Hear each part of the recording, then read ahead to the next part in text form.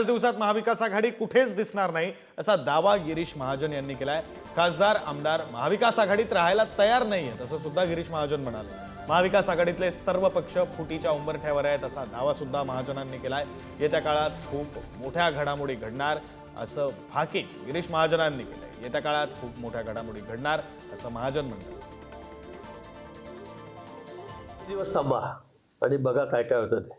मला वाटतं की ही महाविकास आघाडी जी आहे ती आता कुठेही आपल्याला पुढे वर्षभरामध्ये 6 महिन्यामध्ये दिसणार नाही।